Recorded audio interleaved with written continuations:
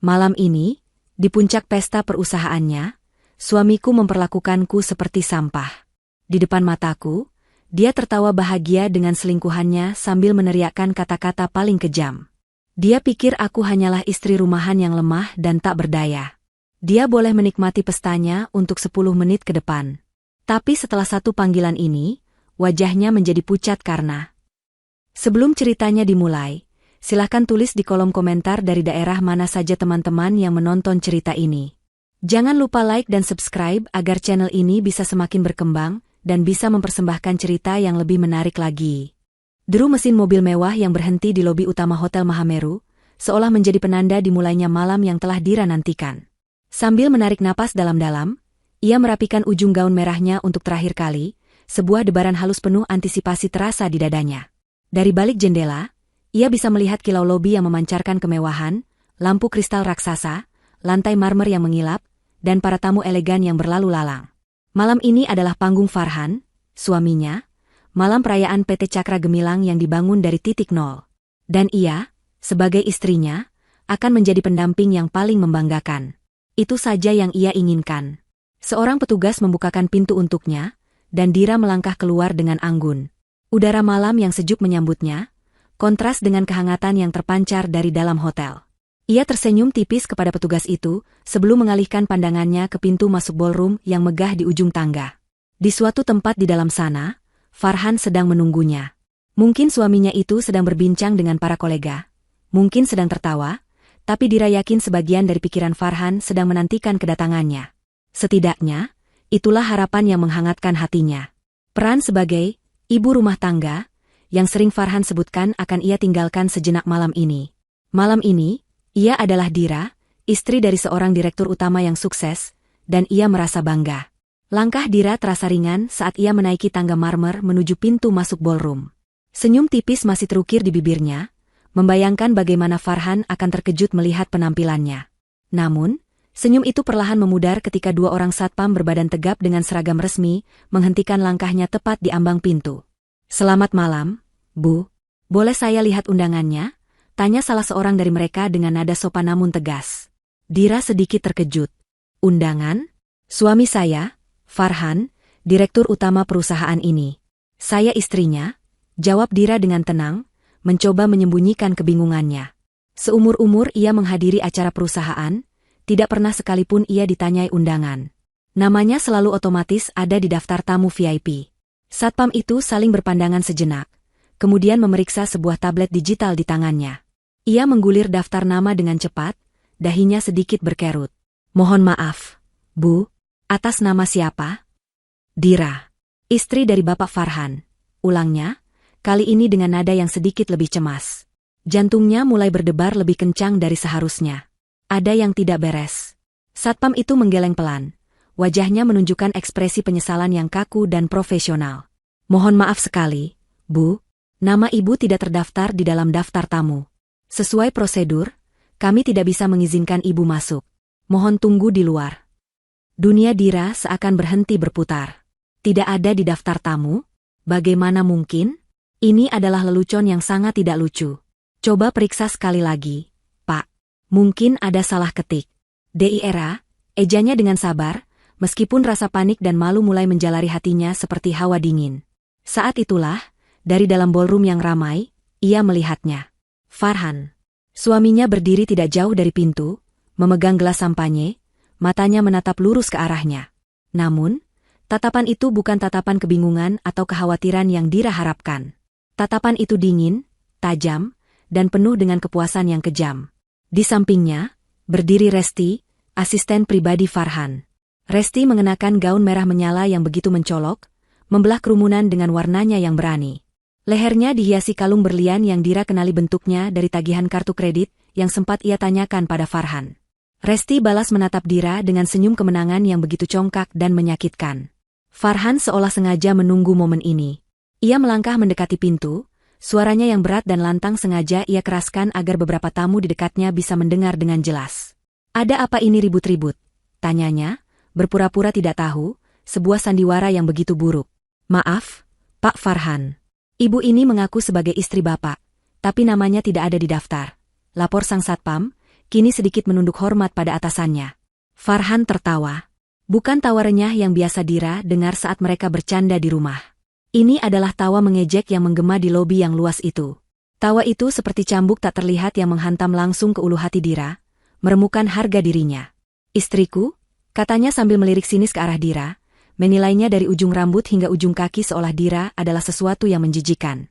Wanita murahan sepertimu memang tak pantas ada di sini.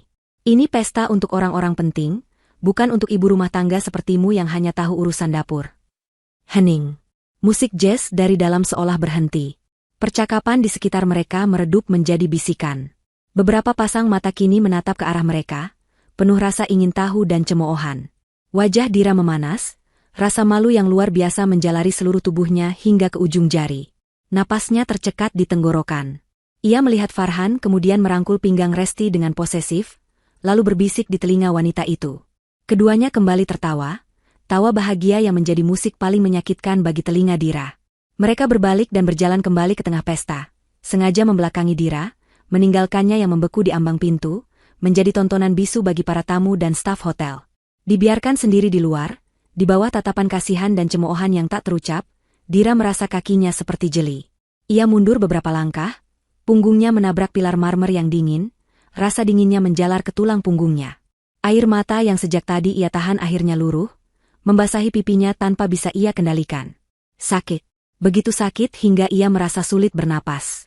Pengkhianatan ini lebih tajam dari pisau manapun.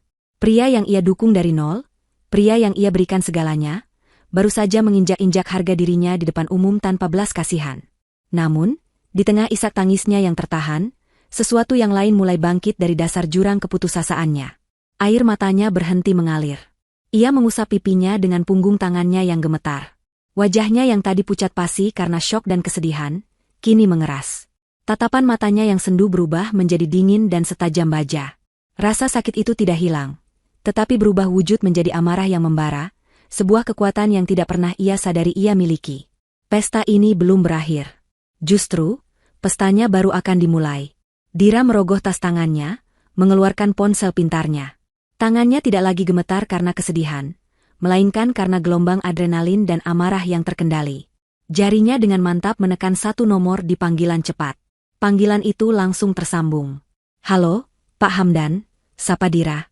Suaranya serak karena tangis yang tertahan, namun ada nada ketegasan yang mutlak di dalamnya, nada seorang pemimpin yang memberi perintah. Aktifkan protokol badai merah. Saya mau semua aset, rekening pribadi, dan kartu kredit atas nama Farhan dibekukan dalam 10 menit dari sekarang. Dan siapkan panggung. Malam ini, pemilik asli perusahaan akan menampakkan diri. Di seberang telepon, terdengar jawaban singkat dan lugas, tanpa pertanyaan sedikit pun. Siap laksanakan, Bu Dira. Panggilan itu berakhir. Dira memasukkan kembali ponselnya ke dalam tas. Ia menarik napas dalam-dalam, menegakkan punggungnya yang tadi terasa bungkuk karena menahan malu. Ia menatap bayangan dirinya di pilar marmer yang mengkilap. Wanita yang menangis tadi sudah tiada. Yang ada kini adalah seorang ratu yang istananya baru saja coba direbut oleh seorang pengkhianat. Dan malam ini, sang ratu akan merebut kembali tahtanya. Farhan dan Resti boleh menikmati tawa mereka untuk beberapa menit ke depan. Karena Dira akan memastikan, saat mereka keluar dari ballroom itu, mereka tidak akan keluar dengan kemewahan, melainkan dengan kehancuran total. Ingatan itu datang tanpa diundang, sejelas gambar di layar bioskop, membanjiri benak Dira saat ia berdiri diam di sudut lobi yang temaram. Sebuah apartemen kecil yang sederhana, dengan aroma kopi dan mie instan yang menguar dari dapur mungilnya. Di sanalah semuanya dimulai, 10 tahun yang lalu.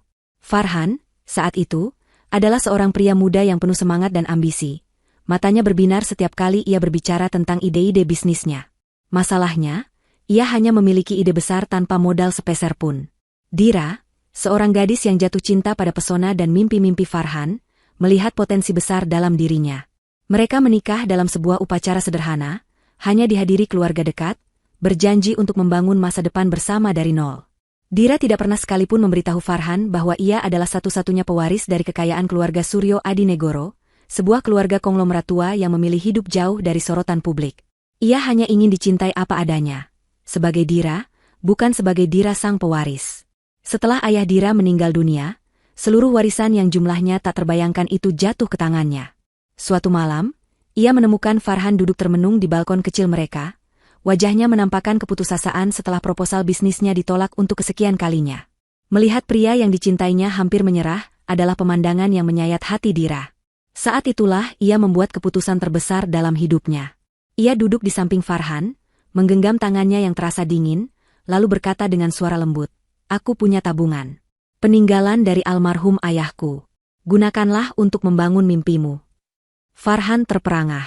Ia mengira, tabungan, itu hanya beberapa puluh juta rupiah, cukup untuk menyewa kantor kecil dan memulai usaha. Ketika Dira menunjukkan dokumen dan jumlah angka yang tertera di rekening warisannya, Farhan nyaris pingsan. Angka nolnya terlalu banyak untuk ia hitung dalam sekali pandang. Itu bukan sekadar tabungan. Itu adalah sebuah kerajaan kecil yang bisa membeli perusahaan-perusahaan yang telah menolaknya. "Aku tidak mau ini mengubah apapun di antara kita," kata Dira kala itu dengan tulus, menatap lekat ke mata suaminya. "Aku ingin melihatmu berhasil. Anggap saja ini modal dariku. Tapi berjanjilah, kau akan selalu menjadi Farhan yang kukenal." Farhan memeluknya erat, air matanya berlinang, dan bersumpah di hadapan Dira bahwa ia tidak akan pernah melupakan kebaikan dan kepercayaan istrinya. Ia berjanji kesuksesannya akan selalu menjadi milik mereka berdua. Maka berdirilah PT Cakra Gemilang. Atas permintaan Dira, semua aset dan kepemilikan saham mayoritas, sebesar 95%, didaftarkan atas namanya secara diam-diam. Ia menunjuk Pak Hamdan, pengacara kepercayaan keluarganya sejak lama yang sudah seperti paman baginya, untuk mengurus semua legalitas secara rapi. Di depan publik, Farhan didapuk sebagai pendiri dan direktur utama. Dira yang memutuskan demikian. Ia mencintai Farhan dan ingin dunia melihat suaminya sebagai pria hebat yang sukses dari hasil kerja kerasnya sendiri. Ia puas berada di belakang layar, menjadi penasihat strategis Farhan yang tak terlihat. Banyak ide cemerlang perusahaan yang lahir dari diskusi mereka di meja makan saat larut malam. Banyak keputusan penting yang diambil Farhan setelah mendengar bisikan dan pertimbangan dari Dira. Namun di ruang rapat, Farhan akan mempresentasikan ide-ide itu seolah murni berasal dari pemikirannya sendiri. Dira tidak pernah mempermasalahkannya. Baginya, kebahagiaan dan kebanggaan Farhan adalah segalanya. Perusahaan tumbuh pesat, melebihi ekspektasi mereka berdua. Apartemen kecil berganti menjadi rumah mewah dengan pilar-pilar tinggi di kawasan elit. Mobil sedan sederhana berganti menjadi deretan mobil Eropa yang mengkilap di garasi yang luas. Seiring dengan pertumbuhan kekayaan, Farhan berubah. Pria sederhana yang dulu penuh mimpi kini menjadi seorang eksekutif arogan yang haus akan pujian dan pengakuan. Ia mulai lupa dari mana ia berasal. Ia mulai menganggap semua kesuksesan ini adalah murni karena kejeniusannya. Dira, sang penopang utama, sang pondasi dari semua yang ia miliki, perlahan dianggapnya sebagai sekadar istri rumahan yang tidak mengerti apa-apa tentang dunia bisnis yang gemerlap. Lalu datanglah Resti. Awalnya, ia hanyalah seorang asisten baru lulusan universitas ternama yang terlihat polos, rajin, dan sangat efisien. Dira sendiri yang sempat memuji kinerjanya pada Farhan di awal-awal. Namun, kepolosan itu hanyalah topeng. Resti cerdik dan ambisius. Ia melihat kekuasaan dan kekayaan yang dimiliki Farhan, dan menginginkan itu untuk dirinya sendiri. Perlahan tapi pasti, ia mulai menyuntikkan racun ke dalam pikiran Farhan. Ia akan memuji Farhan setinggi langit, mengatakan bahwa tanpa Farhan perusahaan ini tidak akan menjadi apa-apa. Ia juga seringkali secara halus merendahkan Dira di depan Farhan. Kasihannya, Bu Dira, pasti bosan di rumah terus. Beliau tidak akan mengerti betapa beratnya tekanan yang Bapak hadapi di sini. Adalah salah satu kalimat andalannya, diucapkan dengan nada prihatin yang palsu. Dira mulai merasakan perubahan. Farhan semakin sering pulang larut, dengan alasan rapat mendadak yang tidak pernah ada di jadwal sebelumnya. Aroma parfum wanita yang bukan miliknya terkadang samar-samar tercium di kemeja Farhan saat Dira hendak mencucinya. Ketika Dira mencoba bertanya dengan hati-hati, Farhan akan marah dan menuduhnya cemburu buta. "Kamu ini kenapa, sih? Aku kerja keras banting tulang untuk siapa?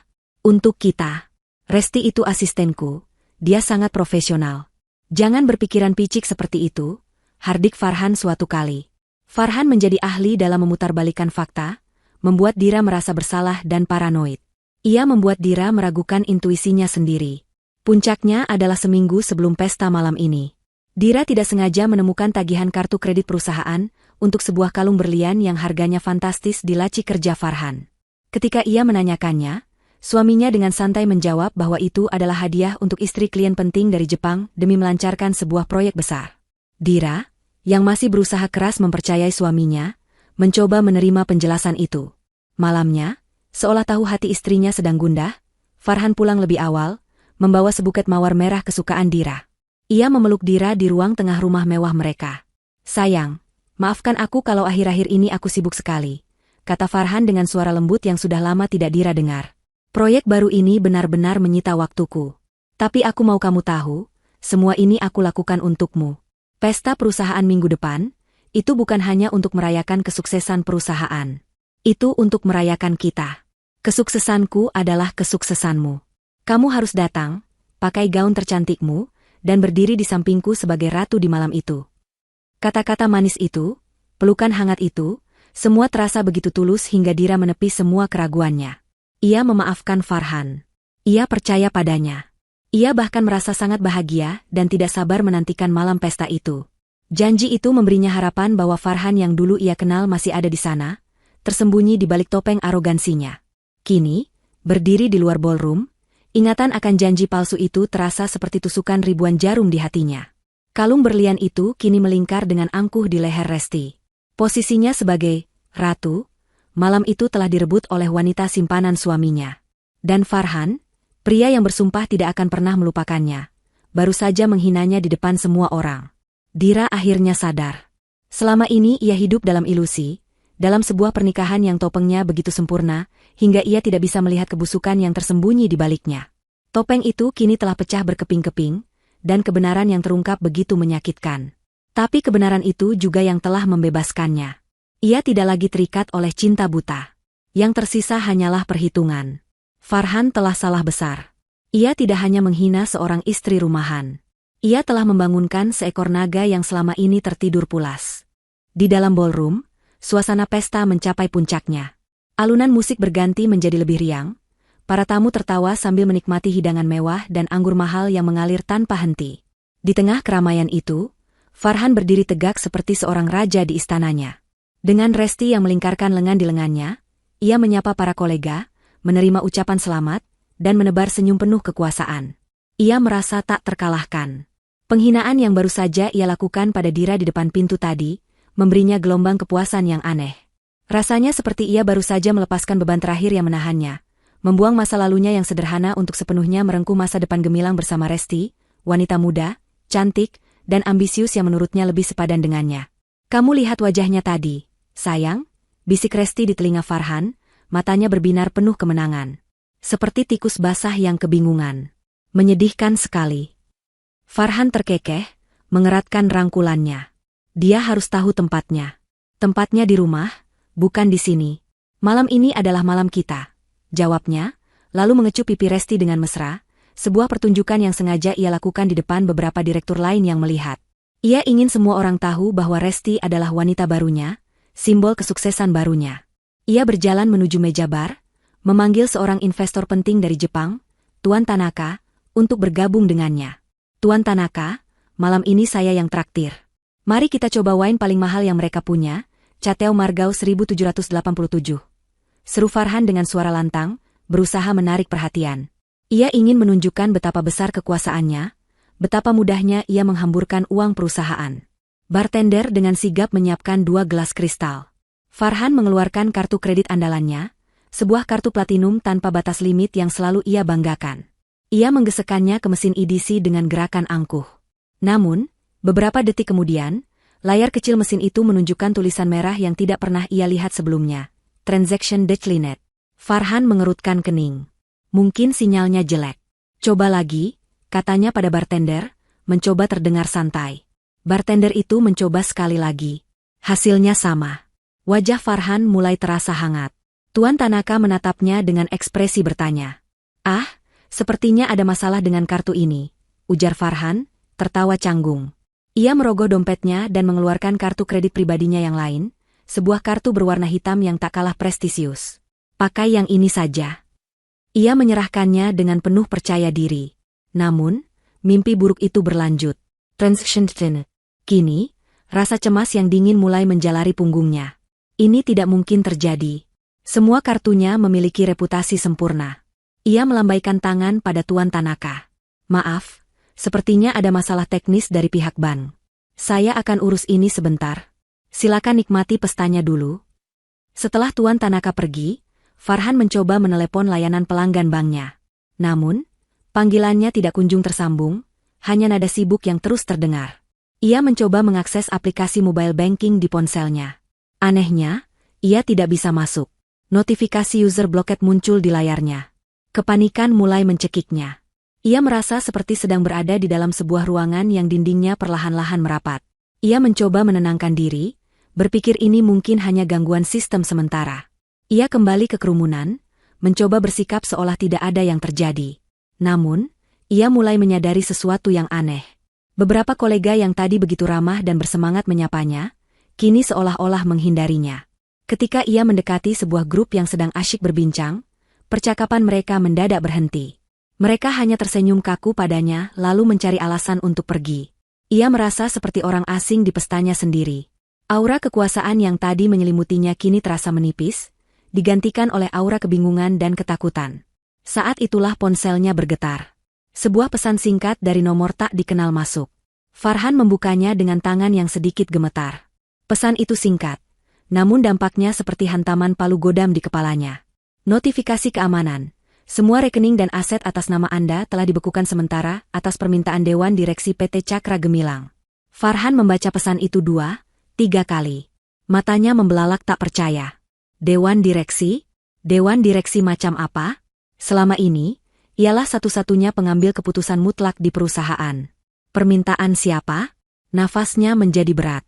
Wajahnya yang tadi memerah karena malu, kini berubah pucat pasi. Ada apa, sayang? Kamu kelihatan pucat, tanya Resti, yang sejak tadi sibuk berfoto-foto untuk diunggah ke media sosialnya. Ia menyentuh lengan Farhan, tapi pria itu tidak merespons. Farhan hanya bisa menatap layar ponselnya, pikirannya kosong. Tidak mungkin. Bisiknya pada diri sendiri. Ini tidak mungkin terjadi. Ia merasa tanah yang dipijaknya tiba-tiba bergetar hebat, siap menelannya hidup-hidup. Raja pesta itu kini telah kehilangan mahkotanya, dan ia bahkan tidak tahu siapa yang telah merebutnya. Kepanikan Farhan sudah tidak bisa disembunyikan lagi. Ia menarik Resti ke sudut yang lebih sepi, jauh dari keramaian dan tatapan ingin tahu. Keringat dingin mulai membasahi pelipisnya. Pesan singkat tadi terus berputar di kepalanya seperti kaset rusak. Dibekukan atas permintaan Dewan Direksi. Sebuah kalimat yang tidak masuk akal. Ia adalah pendiri, direktur utama, wajah dari PT Cakra Gemilang. Siapa yang berani melangkahi wewenangnya? Ada apa sebenarnya? Farhan? Jangan buat aku takut, desak Resti, suaranya mulai terdengar jengkel. Ia tidak suka melihat Farhan terlihat lemah dan bingung seperti ini. Pria yang ia inginkan adalah pria yang berkuasa, bukan pria yang panik karena masalah kartu kredit. Aku tidak tahu. Semua kartuku diblokir, rekeningku dibekukan, jawab Farhan dengan suara tertahan, nyaris berbisik. Ada yang tidak beres. Seseorang sedang mempermainkanku. Saat itulah, alunan musik yang meriah di ballroom tiba-tiba berhenti. Semua lampu sorot yang tadinya menari-nari di langit-langit, kini terpusat ke satu titik, panggung utama. Suasana pesta yang riuh mendadak menjadi hening. Semua tamu menoleh ke arah panggung dengan ekspresi bertanya. Farhan dan Resti pun ikut menoleh, jantung Farhan berdebar semakin kencang. Firasatnya mengatakan sesuatu yang buruk akan segera terjadi. Di atas panggung, berdiri sesosok pria parubaya yang sangat Farhan kenal. Pak Hamdan. Pengacara senior yang selama ini ia kenal sebagai penasihat hukum perusahaan, seorang pria pendiam yang selalu berada di latar belakang dan seolah tidak berbahaya. Namun, malam ini, aura Pak Hamdan terasa berbeda. Ia berdiri tegak di belakang podium, tatapannya tenang namun tajam, memancarkan wibawa yang tidak pernah Farhan lihat sebelumnya. Selamat malam, Bapak dan Ibu sekalian. Mohon maaf mengganggu kemeriahan pesta Anda sejenak, ujar Pak Hamdan. Suaranya yang berat dan tenang menggema ke seluruh penjuru ruangan melalui pengeras suara. Saya, Hamdan, mewakili Dewan Direksi PT Cakra Gemilang. Malam ini ada sebuah pengumuman yang sangat istimewa dan penting. Farhan mencengkeram lengan Resti. Dewan Direksi? Sejak kapan Pak Hamdan menjadi juru bicara mereka? Kebingungannya semakin menjadi-jadi. Pak Hamdan melanjutkan, selama 10 tahun terakhir, kita semua mengenal Tuan Farhan sebagai pendiri dan wajah dari perusahaan yang kita banggakan ini. Kita semua berterima kasih atas dedikasinya. Ia berhenti sejenak, matanya seolah mencari sosok Farhan di antara kerumunan. Ketika tatapan mereka bertemu, Farhan melihat seulas senyum tipis yang penuh makna di bibir Pak Hamdan, sebuah senyum yang membuatnya merinding. Namun, lanjut Pak Hamdan, menekankan kata itu, setiap bangunan megah pasti memiliki pondasi yang kokoh, setiap kesuksesan besar pasti memiliki otak dan kekuatan di baliknya. Dan malam ini, kami mendapat sebuah kehormatan yang luar biasa untuk menyambut dan memperkenalkan kepada Anda semua, pemilik sesungguhnya dari PT Cakra Gemilang. Bisik-bisik langsung menyebar di antara para tamu. Pemilik sesungguhnya? Bukankah itu Farhan? Resti menatap Farhan dengan tatapan bingung. Apa maksudnya ini, Farhan? Investor baru? Tanyanya. Farhan tidak menjawab. Ia hanya bisa menggelengkan kepalanya, pikirannya buntu. Ia merasa seperti seorang penonton dalam drama tentang kehidupannya sendiri, dan ia sama sekali tidak tahu apa yang akan terjadi di babak selanjutnya. Ia menatap ke arah panggung dengan napas tertahan, menunggu siapa sosok misterius yang akan muncul. Mungkin salah satu investor asing yang diam-diam membeli saham? Atau pesaing bisnis yang melakukan pengambil alihan secara diam-diam? Berbagai skenario buruk melintas di benaknya, namun tidak ada satupun yang bisa mempersiapkannya untuk apa yang terjadi berikutnya. Semua mata kini tertuju pada panggung dan pintu masuk utama di belakang kerumunan. Pak Hamdan mengangkat tangannya, memberi isyarat kepada petugas di pintu. Tiba-tiba, pintu utama ballroom yang tadi tertutup rapat untuk Dira, kini terbuka lebar dengan gerakan yang pelan dan dramatis, seolah menyambut kedatangan seorang bangsawan. Hening yang tercipta begitu pekat, hingga suara langkah kaki seseorang yang mendekat terdengar dengan sangat jelas. Hening yang tercipta di ballroom terasa begitu padat, seolah udara di dalamnya membeku. Semua mata, tanpa terkecuali, tertuju pada pintu utama yang kini terbuka lebar. Dari lorong yang sedikit temaram, muncul sesosok wanita yang melangkah dengan ketenangan yang menakutkan. Itu Dira. Namun, ini adalah Dira yang belum pernah dilihat oleh siapapun di ruangan itu, termasuk Farhan. Gaun satin biru yang tadi ia kenakan telah lenyap. Sebagai gantinya, ia mengenakan sebuah setelan celana panjang berwarna putih gading yang dipotong dengan presisi sempurna, menonjolkan siluet tubuhnya yang tegas dan berwibawa. Rambutnya yang tadi tergerai sederhana kini telah ditata ulang dalam sanggul modern yang rapi dan elegan, memperlihatkan leher jenjang dan tulang selangkanya. Riasannya tajam dan minimalis, menonjolkan sorot matanya yang dingin laksana es. Ia tidak berjalan sendirian. Di sisi kanan dan kirinya, berjalan dua pria berbadan tegap dalam setelan hitam, lengkap dengan AirPH di telinga mereka, pengawal pribadi profesional. Di belakangnya, menyusul dua orang lagi, seorang pria dan seorang wanita, membawa tas kerja dari kulit, yang jelas merupakan tim legalnya. Kehadiran mereka bukan lagi sebagai istri direktur yang terbuang, melainkan sebagai seorang eksekutif puncak yang datang untuk melakukan pengambil alihan. Aura kekuasaan yang menguar darinya begitu pekat, membuat semua orang yang melihatnya secara refleks menahan napas. Kerumunan para tamu yang tadi berdiri rapat, kini terbelah dengan sendirinya, menciptakan sebuah jalan lurus dari pintu utama langsung menuju panggung. Bisikan-bisikan mulai terdengar, menyebar seperti api. "Siapa dia?" tanya seorang tamu. "Tunggu, bukankah itu wanita yang tadi diusir oleh Satpam?" bisik yang lain, matanya membelalak tak percaya. "Tidak mungkin, lihat penampilannya sekarang. Dia orang yang berbeda." Farhan membeku di tempatnya. Jantungnya yang tadi berdebar kencang karena panik, kini seolah berhenti berdetak sama sekali. Matanya terpaku pada sosok Dira yang berjalan mendekat. Otaknya berusaha keras memproses apa yang ia lihat, namun gagal total. Wanita yang berjalan ke arahnya bukanlah Dira, istrinya yang penurut dan sederhana. Wanita ini adalah orang asing, seorang predator yang bergerak dengan keanggunan mematikan. Wajahnya pucat pasi, setetes keringat dingin mengalir dari pelipisnya. Di sampingnya, Resti ternganga.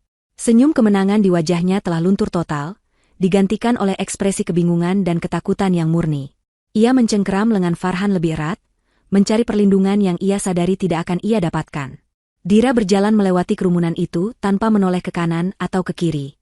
Langkah sepatunya yang berhak tinggi mengetuk lantai marmer dengan irama yang mantap dan penuh otoritas. Ia melewati barisan kolega Farhan yang menatapnya dengan mulut ternganga. Ia juga melewati tempat Farhan dan Resti berdiri. Ia tahu mereka ada di sana, ia bisa merasakan tatapan ngeri mereka membakar punggungnya. Namun, ia bahkan tidak melirik mereka sedikitpun. Baginya, saat ini, mereka tidak lebih dari sekadar perabot di dalam ruangan. Mengabaikan mereka adalah penghinaan yang jauh lebih dalam daripada amarah apapun. Setibanya di depan panggung, salah satu pengawalnya dengan sigap membantunya naik.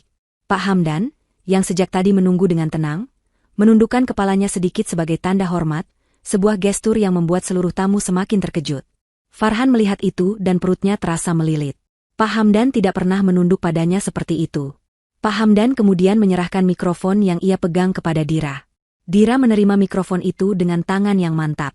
Ia berdiri di tengah panggung, di bawah sorotan lampu utama, menatap kelautan wajah yang menatapnya dengan penuh tanda tanya. Ia membiarkan keheningan itu berlangsung selama beberapa detik, menikmati momen kekuasaan absolut yang kini ada di genggamannya. Lalu, ia mengangkat mikrofon itu ke bibirnya. Matanya bergerak perlahan, memindai seluruh ruangan, sebelum akhirnya berhenti dan mengunci tatapannya lurus ke arah Farhan, yang berdiri gemetar di antara kerumunan. Dengan senyum tipis yang dingin dan sama sekali tidak menunjukkan kehangatan, ia memulai pidatonya. Selamat malam. Bagi yang belum kenal, saya Dira. Dan selamat datang di pesta perusahaan milik saya. 3 kata terakhir yang diucapkan Dira menggantung di udara, berat dan memekakan telinga dalam keheningan total ballroom. Milik saya. Kalimat itu diucapkan dengan tenang, tanpa nada tinggi, namun dampaknya seperti ledakan bom. Para tamu saling berpandangan, berusaha mencerna informasi yang baru saja mereka terima. Farhan terhuyung sedikit, seolah sebuah kekuatan tak kasat mata baru saja menghantam dadanya. Ia menatap Dira di atas panggung, mencari tanda-tanda kebohongan atau lelucon, tetapi yang ia temukan hanyalah tatapan dingin yang penuh keyakinan.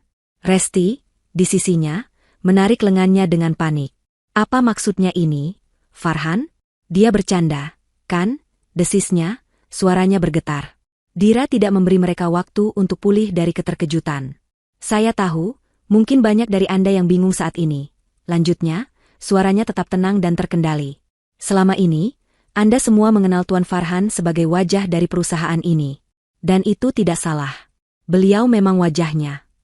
Dira berhenti sejenak, lalu menoleh ke layar proyektor raksasa di belakangnya yang tadinya hanya menampilkan logo perusahaan. Tapi seperti yang dikatakan Pak Hamdan tadi, setiap bangunan membutuhkan pondasi. Izinkan saya menunjukkan kepada Anda pondasi dari PT Cakra Gemilang. Dengan satu isyarat kecil dari Dira kepada timnya, layar itu berubah. Logo perusahaan menghilang, digantikan oleh salinan digital dari akta pendirian perusahaan. Dira menggunakan penunjuk laser untuk menyorot bagian-bagian penting. Seperti yang bisa Anda lihat, PT Cakra Gemilang didirikan 10 tahun yang lalu. Dan sumber modal awal seluruhnya berasal dari satu sumber. Layar kembali berubah. Kini menampilkan bukti transfer dana dalam jumlah yang sangat besar dari sebuah rekening pribadi ke rekening perusahaan yang baru dibuat. Nama di rekening pribadi itu terpampang jelas, Dira Suryo Adi Negoro. Warisan dari keluarga saya, jelas Dira, suaranya tetap datar. Saya memberikan modal ini kepada suami saya saat itu, Tuan Farhan, dengan satu kepercayaan, untuk membangun sebuah mimpi bersama. Layar kembali berganti, kali ini menampilkan struktur kepemilikan saham. Sebuah diagram lingkaran yang sederhana namun brutal muncul. 95% bagian lingkaran itu berwarna biru dengan keterangan nama Dira Suryo Adi Negoro. 5% sisanya berwarna abu-abu, dengan keterangan Tuan Farhan, sebagai insentif jabatan direktur utama. Saya sengaja memilih untuk berada di belakang layar. Saya ingin suami saya yang bersinar. Saya memberinya panggung, memberinya kuasa, memberinya kepercayaan penuh untuk menjalankan perusahaan ini sebagai seorang CEO. Lanjut Dira. Nada suaranya sedikit berubah, kini terselip sedikit ironi yang pahit. Sayangnya, kepercayaan itu telah disalahgunakan dengan cara yang paling menyakitkan. Disinilah palu godam itu mulai diayunkan. Layar proyektor kini menampilkan serangkaian laporan keuangan, laporan kartu kredit perusahaan, dan bukti-bukti pembelian. Selama 2 tahun terakhir, Tuan Farhan telah melakukan penyelewengan dana perusahaan untuk kepentingan pribadinya. Dira menyorot sebuah transaksi. Pembelian sebuah apartemen mewah di pusat kota. Di sini tercatat sebagai biaya akomodasi klien, katanya, lalu layar menampilkan salinan akta kepemilikan apartemen itu. Nama yang tertera adalah Resti Anindita. Resti memekik pelan, wajahnya pucat seperti kertas. Semua mata di ruangan itu kini tertuju padanya. Tatapan mereka berubah dari rasa ingin tahu menjadi cemoohan. Dira tidak berhenti. Satu persatu, kebusukan mereka dikuliti di depan umum. Transaksi pembelian mobil sport mewah yang tercatat sebagai kendaraan operasional direksi, padahal BPKB-nya juga atas nama Resti. Tagihan dari butik-butik desainer ternama. Tagihan makan malam romantis di restoran paling mahal yang dimasukkan sebagai entertainment klien. Dan yang paling telak, Layar menampilkan foto close-up dari kalung berlian yang sedang dipakai Resti, bersebelahan dengan bukti pembeliannya menggunakan kartu kredit perusahaan. Kalung ini, kata Dira sambil menunjuk layar, menurut Tuan Farhan, adalah hadiah untuk istri klien penting dari Jepang. Tapi seperti yang kita semua lihat malam ini, kalung itu tidak pernah meninggalkan Jakarta. Farhan tidak bisa berkata apa-apa. Ia hanya bisa berdiri gemetar, dipermalukan di hadapan ratusan kolega dan karyawannya. Reputasinya yang ia bangun selama 10 tahun hancur lebur dalam waktu kurang dari 10 menit. Ia ingin berteriak, ingin membantah, tetapi semua bukti itu terpampang nyata, tak terbantahkan. Dira membiarkan gambar kalung itu tetap di layar selama beberapa saat, membiarkan rasa malu itu meresap ke dalam tulang sumsum Farhan dan Resti. Akhirnya, ia menarik napas panjang, tatapannya kembali tertuju pada Farhan. Inilah saatnya. Atas dasar penggelapan dana, penyalahgunaan wewenang, dan pengkhianatan kepercayaan yang tidak bisa dimaafkan, kata Dira dengan suara yang jernih dan tegas. Setiap katanya terdengar seperti ketukan palu hakim. Dengan ini, sebagai pemilik saham mayoritas dan Dewan Direksi PT Cakra Gemilang, saya mengumumkan, Tuan Farhan, Anda dipecat. Hening. Suasana hening yang lebih pekat dari sebelumnya menyelimuti ballroom. Tidak ada yang berani bergerak atau bersuara. Kemudian, seperti bendungan yang pecah, bisikan-bisikan kembali terdengar, kali ini lebih keras, penuh dengan keterkejutan dan penghakiman. Wajah Farhan hancur total. Semua warna telah terkuras dari wajahnya, hanya menyisakan ekspresi kosong penuh kekalahan mutlak. Ia baru saja kehilangan segalanya, di atas panggung yang seharusnya menjadi panggung kemenangannya. Wajah Farhan pucat seperti mayat. Pengumuman pemecatan itu berdengung di telinganya, meredam semua suara lain di sekitarnya. Dunia yang ia bangun dengan susah payah di atas kebohongan dan pengkhianatan kini runtuh menimpanya. Ia menatap Dira di atas panggung, wanita yang sama yang beberapa jam lalu ia caci maki sebagai wanita murahan. Kini, wanita itu berdiri di sana laksana seorang dewi pencabut nyawa, memegang takdirnya di ujung jari. Ia ingin lari, tetapi kakinya seolah terpaku di lantai. Ia ingin bersembunyi, tetapi ratusan pasang mata kini menatapnya dengan tatapan yang sama persis seperti yang ia berikan pada Dira tadi. Tatapan penuh cemoohan. Di sampingnya, Resti mulai kehilangan kendali. Wajahnya basah oleh air mata, riasannya yang mahal mulai luntur. Dunianya yang penuh kemewahan, apartemen, mobil sport, dan perhiasan, semuanya lenyap dalam sekejap. Ia sadar bahwa semua itu bukanlah miliknya, melainkan hanya pinjaman dari kekuasaan Farhan, dan kekuasaan itu baru saja dicabut sampai ke akarnya. Tidak, ini tidak mungkin. Isaknya histeris, suaranya terdengar nyaring di tengah keheningan yang canggung. Farhan, lakukan sesuatu. Katakan pada mereka ini bohong. Namun, Dira belum selesai. Ia mengalihkan tatapan dinginnya dari Farhan ke Resti, yang kini gemetar ketakutan. Dan untuk Anda, Resti, lanjut Dira dari panggung, suaranya yang tenang terasa lebih menusuk daripada teriakan. Terima kasih atas jasa Anda menemani Tuan Farhan selama ini. Perusahaan kami sangat menghargai loyalitas. Namun, karena atasan langsung Anda sudah tidak lagi bekerja di sini, maka posisi Anda sebagai asisten juga berakhir efektif malam ini. Dira berhenti sejenak, membiarkan kalimat itu meresap. Tim keamanan akan mengantar kalian berdua keluar dari properti milik perusahaan. Sesuai perintah, 2 orang satpam yang tadi berjaga di pintu, termasuk satpam yang menghentikan Dira, kini berjalan dengan tegap dan tanpa ekspresi menembus kerumunan. Langkah sepatu mereka yang berat terdengar seperti genderang kematian bagi Farhan dan Resti. Para tamu yang tadi berdiri di dekat mereka sontak menyingkir, menciptakan jalan bagi petugas keamanan seolah Farhan dan Resti adalah penderita penyakit menular. Para kolega yang beberapa jam lalu menjabat tangannya dan memujinya, kini membuang muka, pura-pura tidak kenal. Dunia bisnis kejam, dan tidak ada yang mau berasosiasi dengan seorang pecundang yang jatuh dengan cara sehina ini. Jangan sentuh aku, jerit Resti ketika salah seorang satpam menyentuh lengannya dengan sopan namun tegas.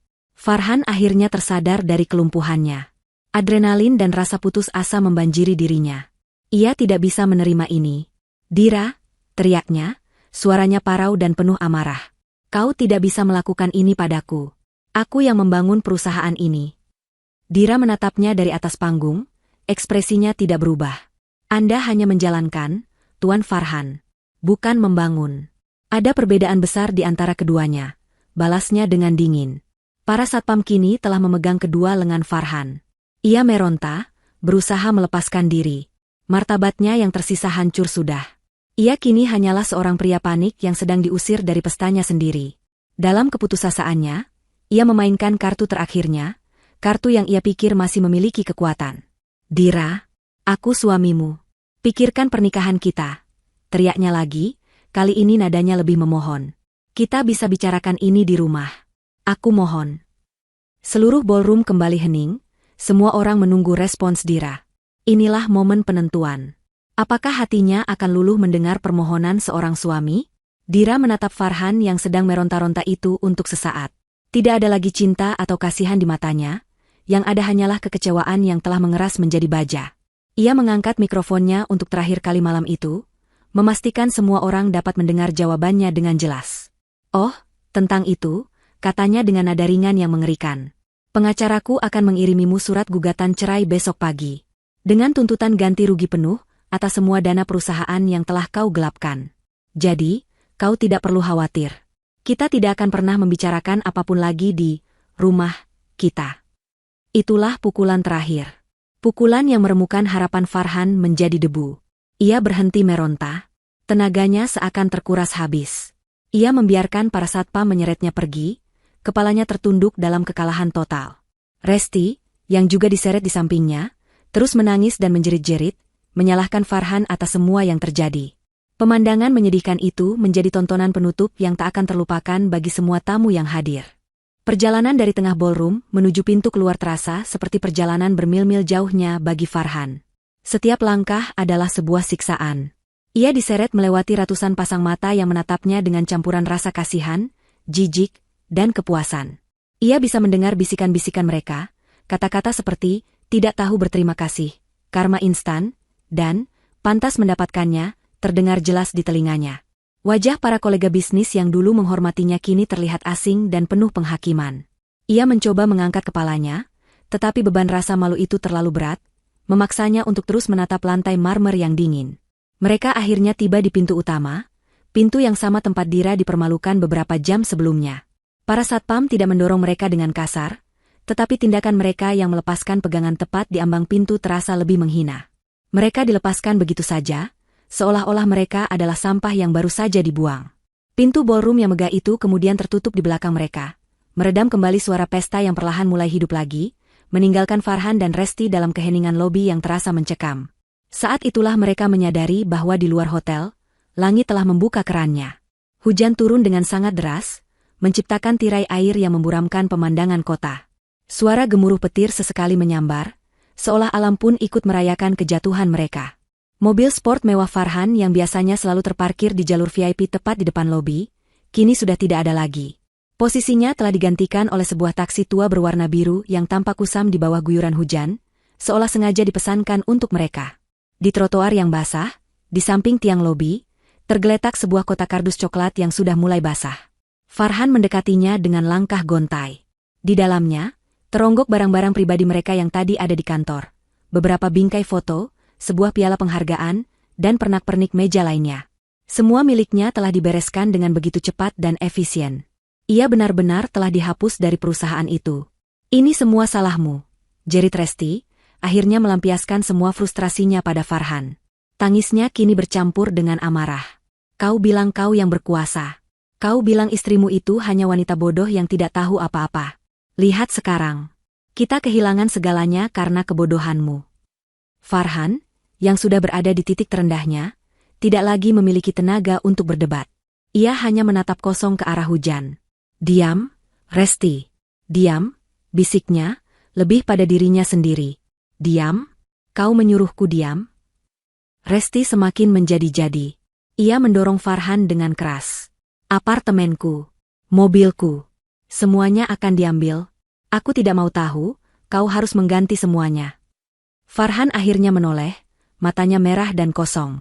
Mengganti? Dengan apa? Aku tidak punya apa-apa lagi. Kau dengar tadi? Aku dipecat. Semua rekeningku dibekukan. Aku bangkrut. Teriaknya, suaranya pecah oleh keputusasaan.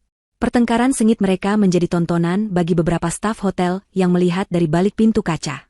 Pria dan wanita yang beberapa saat lalu menjadi raja dan ratu pesta, kini basah kuyup di pinggir jalan, saling menyalahkan seperti dua orang asing yang malang.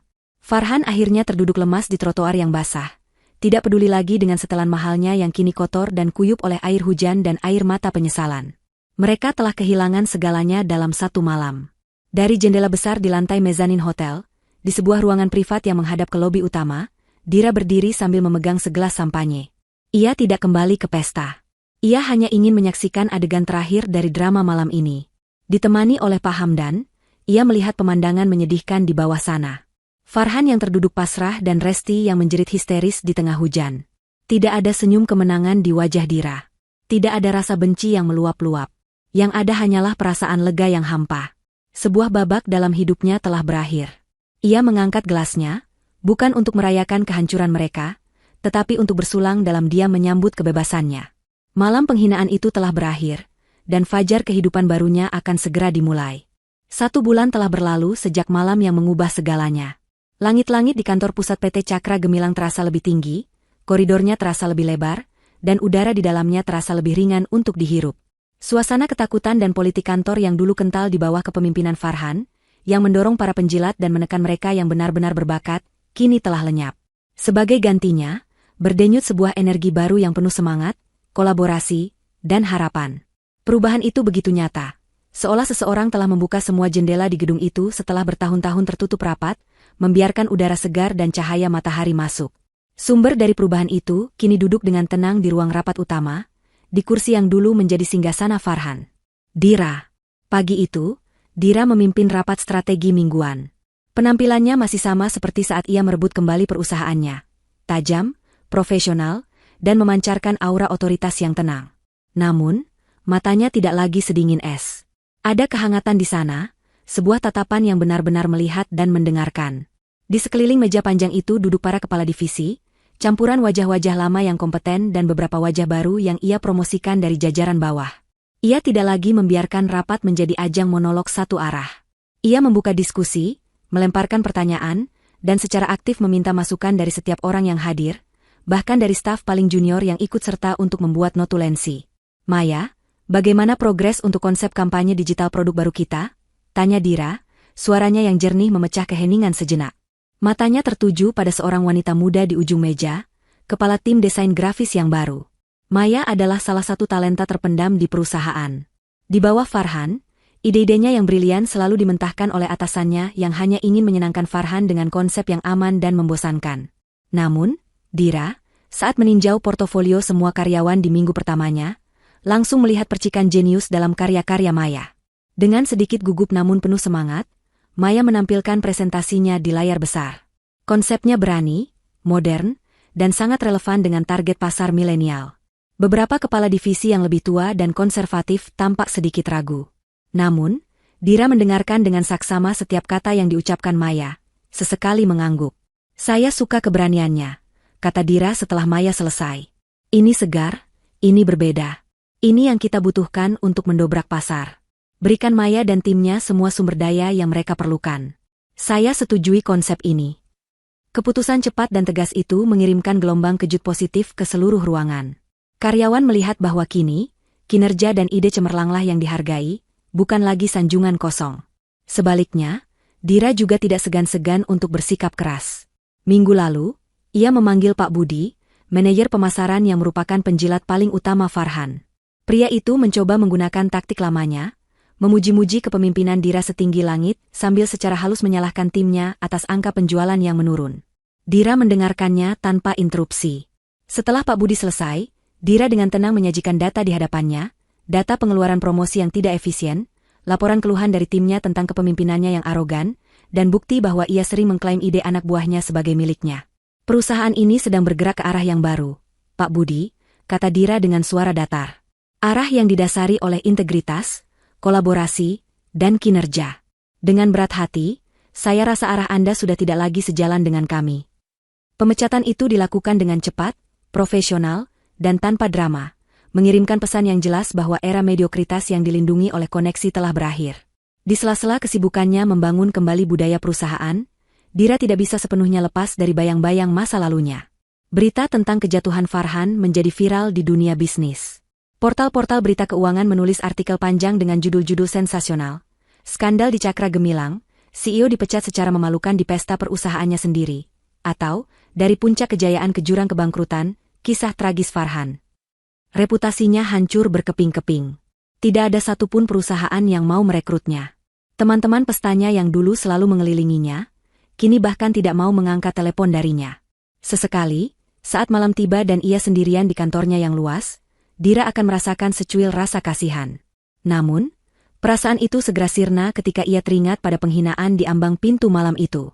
Rasa sakit itu belum sepenuhnya hilang, tetapi kini telah menjadi bahan bakar untuk membuktikan bahwa ia mampu membawa perusahaan ini terbang lebih tinggi dari yang pernah Farhan bayangkan. Sementara itu, Farhan menjalani nerakanya sendiri. Ia tinggal di sebuah kamar kos sempit dan pengap di pinggiran kota, sebuah antitesis dari rumah mewahnya dulu. Setiap hari ia habiskan untuk menghubungi pengacara, mencoba mencari celah untuk melawan, namun selalu menemui jalan buntu. Bukti yang dimiliki Dira terlalu kuat. Utangnya menumpuk. Tuntutan ganti rugi dari perusahaan membuatnya tidak akan pernah bisa memiliki aset apapun atas namanya sendiri seumur hidupnya. Suatu sore, dalam keputusasaannya, ia mencoba mencari Resti di media sosial. Ia menemukan akunnya. Foto profilnya adalah gambar dirinya sedang menyesap koktail di sebuah bar tepi pantai di Bali, tersenyum cerah. Di foto-foto lainnya, ia berpose mesra dengan seorang pria asing yang jauh lebih tua namun jelas sangat kaya. Resti telah melanjutkan hidupnya, melompat dari satu kapal karam ke kapal pesiar baru, tanpa menoleh ke belakang sedikitpun. Melihat itu, Farhan akhirnya tertawa, tawa getir yang penuh dengan kekalahan. Ia telah mengkhianati berlian demi sebuah kaca yang berkilau, dan kini kaca itu pun telah meninggalkannya. Sore itu, di kantor Cakra Gemilang, pintu ruangan Dira diketuk pelan. Pak Hamdan masuk dengan membawa sebuah map tebal berwarna coklat. Wajahnya yang biasanya serius kini tampak lebih ringan. "Selamat sore, Bu Dira. Saya membawa kabar baik," katanya sambil meletakkan map itu di atas meja Dira. Dira membukanya. Di dalamnya ada setumpuk dokumen resmi dengan stempel pengadilan. Di halaman paling atas, tertulis dengan huruf tebal, akta cerai. Di bawahnya, ada dokumen lain berjudul putusan pengadilan atas gugatan perdata. Ia membaca isinya dengan cepat. Pengadilan telah mengabulkan semua tuntutannya. Perceraian mereka telah resmi. Seluruh sisa aset pribadi Farhan yang bisa dilacak, termasuk 5% sahamnya di perusahaan, telah disita oleh negara untuk kemudian diserahkan kepada perusahaan sebagai bagian dari pembayaran ganti rugi. Ikatan terakhirnya dengan pria itu telah terputus secara hukum. Dira menutup map itu perlahan. Ia mengira akan merasakan gelombang kemenangan atau kebahagiaan yang meluap-luap. Namun, yang ia rasakan adalah sesuatu yang jauh lebih dalam dan lebih tenang. Sebuah rasa damai.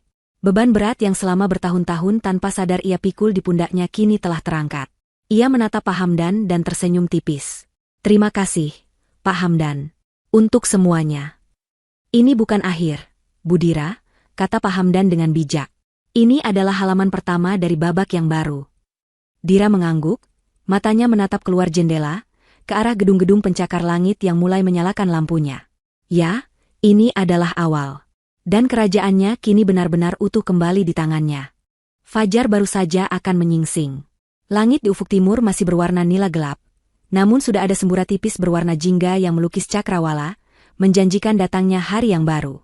Udara pagi itu terasa sejuk dan bersih, membawa aroma embun dan aspal basah sisa hujan semalam. Dari balkon kantornya di lantai tertinggi gedung Cakra Gemilang, Dira menatap pemandangan kota yang perlahan mulai terjaga dari tidurnya. Satu persatu, lampu-lampu jalanan mulai padam, digantikan oleh cahaya alami matahari yang semakin terang. Pemandangan ini, entah kenapa, terasa begitu personal dan penuh makna baginya. Ia tidak tidur semalaman. Bukan karena cemas atau gelisah, melainkan karena sebuah ketenangan yang aneh. Setelah Pak Hamdan pergi kemarin sore, ia menghabiskan waktu berjam-jam sendirian di kantornya, menatap dokumen perceraian itu. Akhirnya, sekitar tengah malam, ia mengambil sebuah pena mahal dari lacinya dan membubuhkan tanda tangannya di tempat yang telah ditentukan. Goresan tinta hitam di atas kertas itu terasa begitu final. Itu bukan hanya sebuah tanda tangan, itu adalah sebuah deklarasi kemerdekaan. Dengan satu gerakan itu, ia telah secara resmi melepaskan nama belakang Farhan, melepaskan statusnya sebagai seorang istri, dan melepaskan semua sisa-sisa rasa sakit dan dendam yang mungkin masih tersimpan di sudut hatinya yang paling dalam. Saat fajar mulai merekah, Dira tidak lagi memikirkan Farhan dengan amarah. Ia justru merasakan gelombang kasihan yang samar. Ia kasihan pada pria lemah yang membiarkan keserakahan dan ego menelan habis jiwanya. Ia kasihan pada pria yang tidak pernah benar-benar mengerti arti dari kepercayaan dan cinta tanpa syarat yang pernah ia berikan. Namun, rasa kasihan itu tidak lagi mengikatnya. Ia telah memaafkan, bukan untuk Farhan, tetapi untuk dirinya sendiri. Memaafkan adalah cara untuk melepaskan racun dari dalam jiwanya, membebaskan ruang di hatinya untuk hal-hal yang lebih baik dan lebih penting. Ia tidak hanya mendapatkan kembali hartanya, ia telah mendapatkan kembali dirinya sendiri, utuh dan jauh lebih kuat dari sebelumnya. Ponselnya yang tergeletak di meja kecil di balkon bergetar, memecah keheningan yang syahdu. Nama Pak Hamdan tertera di layar. Dira tersenyum kecil sebelum menjawabnya. Selamat pagi, Bu Dira. Maaf mengganggu sepagi ini, sapa suara Pak Hamdan yang terdengar bersemangat di seberang sana. Selamat pagi, Pak Hamdan. Tidak apa-apa, saya sudah bangun. Jawab Dira, suaranya terdengar jernih dan tenang. Hanya ingin mengabarkan, investor dari Jepang yang kita tunggu sudah tiba di Jakarta semalam. Tim mereka baru saja mengonfirmasi bahwa pertemuan akan tetap dilaksanakan pukul 9 pagi ini. Mereka sangat antusias, jelas Pak Hamdan. Sepertinya, presentasi visi baru perusahaan yang Ibu kirimkan minggu lalu sangat mengesankan mereka. Secara khusus, Tuan Nakamura, pimpinan mereka, mengatakan bahwa ia lebih percaya pada pemimpin yang membangun dari pondasi yang kuat daripada yang hanya pandai memoles permukaan. Dira terdiam sejenak, mencerna kata-kata itu. Itu adalah sebuah validasi, sebuah pengakuan dari dunia luar atas semua kerja kerasnya selama sebulan terakhir. Namun, anehnya, ia tidak merasakan lonjakan ego atau kebanggaan yang berlebihan. Ia hanya merasakan sebuah kepastian. Kepastian bahwa ia berada di jalan yang benar. Baik, Pak Hamdan. Tolong pastikan semua persiapan sempurna. Saya akan tiba di kantor dalam 1 jam, kata Dira. Pasti, Bu. Sampai jumpa. Panggilan itu berakhir. Dira meletakkan kembali ponselnya. Ia menatap matahari yang kini telah sepenuhnya muncul di cakrawala, sinarnya yang keemasan mulai menghangatkan kulitnya. Dan untuk pertama kalinya setelah sekian lama, sebuah senyum tulus merekah di bibirnya. Bukan senyum tipis yang dingin, bukan senyum sinis penuh ironi, melainkan senyum yang murni lahir dari kedamaian dan kebahagiaan batin. Itu adalah senyum seorang wanita yang telah melalui badai tergelap dalam hidupnya dan berhasil keluar di sisi lain. Tidak hanya selamat, tetapi terlahir kembali. Ia bukan lagi hanya seorang pemilik yang mewarisi kekayaan. Ia kini adalah seorang pemimpin sejati, yang ditempa oleh pengkhianatan dan dibentuk oleh kekuatannya sendiri. Dira menarik napas dalam-dalam sekali lagi, menghirup udara pagi yang segar, seolah menghirup masa depan yang cerah. Ia tidak tahu apa yang akan terjadi esok hari atau tahun depan. Tantangan baru pasti akan datang, masalah baru pasti akan muncul. Tapi untuk pertama kalinya, ia tidak merasa takut. Ia siap menghadapinya. Ia berbalik dari balkon, meninggalkan pemandangan matahari terbit di belakangnya. Dengan punggung yang tegak dan langkah yang pasti, ia berjalan masuk kembali ke kantornya. Hari baru telah dimulai. Rapat penting menantinya. Keputusan besar harus ia ambil. Sebuah kerajaan bisnis harus ia pimpin. Ia siap menaklukkan dunia, bukan sebagai istri Farhan, bukan sebagai korban yang mencari balas dendam, tetapi sebagai Dira. Hanya Dira. Dan itu sudah lebih dari cukup. 1 tahun. 12 bulan. 365 fajar baru.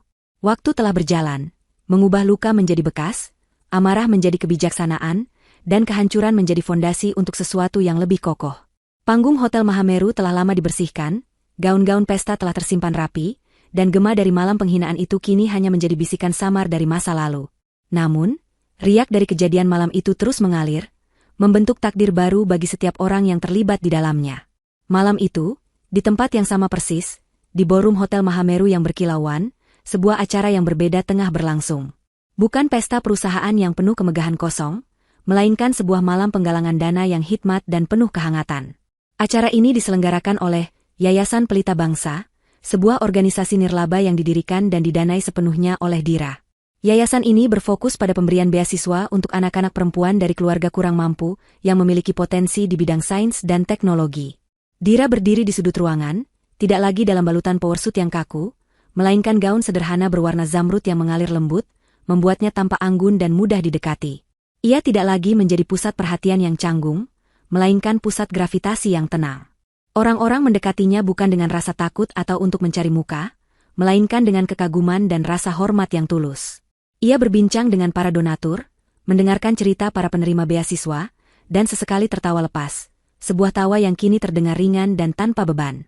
Selama setahun terakhir, kepemimpinan Dira telah membawa PT Cakra Gemilang ke tingkat yang tidak pernah terbayangkan sebelumnya. Kesepakatan dengan investor Jepang berjalan mulus, membuka gerbang pasar internasional yang luas. Di bawah arahannya, perusahaan meluncurkan 2 lini produk inovatif yang sukses besar, didorong oleh kampanye pemasaran brilian dari tim yang dipimpin oleh Maya, desainer muda yang ia promosikan. Lebih dari sekadar keuntungan finansial, Dira telah merombak total budaya perusahaan. Ia menerapkan program kesejahteraan karyawan, membangun ruang penitipan anak di kantor, dan menciptakan lingkungan kerja yang transparan di mana setiap suara didengar. PT Cakra Gemilang tidak hanya menjadi tempat untuk bekerja, tetapi juga tempat untuk bertumbuh. Majalah-majalah bisnis yang dulu memuat wajah Farhan sebagai CEO visioner, kini memajang wajah Dira di sampul mereka dengan tajuk Sang Ratu Kebangkitan. Bagaimana Dira Suryo Adinegoro mengubah pengkhianatan menjadi imperium. Namun, kesuksesan terbesarnya bukanlah angka-angka di laporan keuangan atau artikel-artikel pujian itu. Kesuksesan terbesarnya adalah kedamaian yang ia temukan dalam dirinya. Ia telah belajar untuk memimpin dengan empati tanpa menjadi lemah, bersikap tegas tanpa menjadi kejam, dan yang terpenting, ia telah belajar untuk menempatkan nilainya pada dirinya sendiri, bukan pada validasi orang lain. Di seberang kota, di bawah terik matahari yang menyengat dan di tengah debu serta deru mesin-mesin berat, seorang pria mengangkut sekarung semen di pundaknya. Punggungnya yang dulu tegap kini sedikit membungkuk karena lelah. Kulitnya yang dulu terawat kini gelap dan kasar terbakar matahari. Wajahnya, yang tersembunyi di balik topi proyek yang kusam, tampak jauh lebih tua dari usianya. Pria itu adalah Farhan. Setelah semua asetnya disita dan namanya masuk dalam daftar hitam di seluruh industri, tidak ada lagi jalan baginya di dunia korporat. Tabungannya habis untuk membayar sebagian kecil utangnya. Tanpa keahlian lain selain membual dan memberi perintah, satu-satunya pekerjaan yang bisa ia dapatkan adalah sebagai kuli bangunan di sebuah proyek apartemen bertingkat.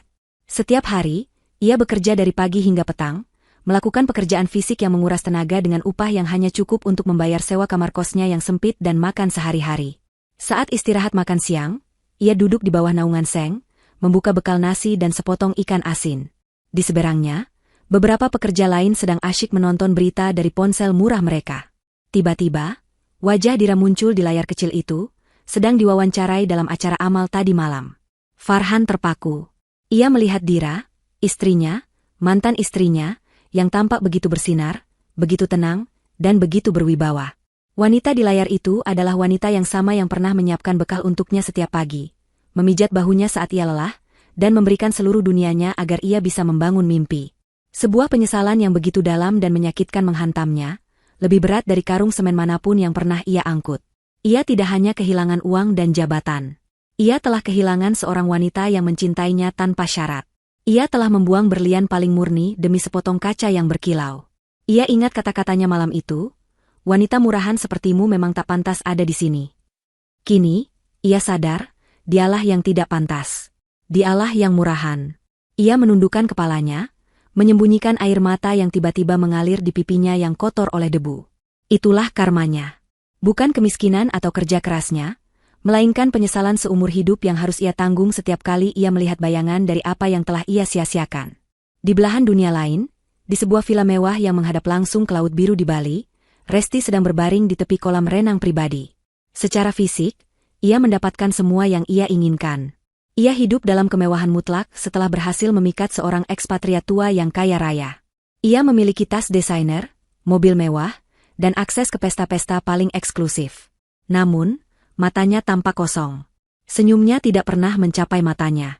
Kekasihnya yang sekarang adalah pria yang sangat posesif dan pencemburu. Ia mengontrol setiap aspek kehidupannya. Ponselnya diperiksa setiap hari. Teman-temannya harus mendapat persetujuan darinya, dan ia tidak diizinkan pergi kemanapun tanpa pengawal. Ia hidup di dalam sangkar emas yang indah. Ia seringkali menghabiskan harinya dengan menelusuri berita tentang Dira. Ia melihat kesuksesan Dira, melihat bagaimana Dira dihormati dan dikagumi. Perasaan yang muncul bukanlah penyesalan, melainkan iri hati yang membakar.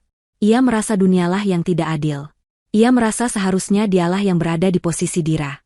Ia telah mendapatkan kekayaan yang ia kejar, tetapi ia kehilangan sesuatu yang jauh lebih berharga. Kebebasannya, masa mudanya, dan harga dirinya.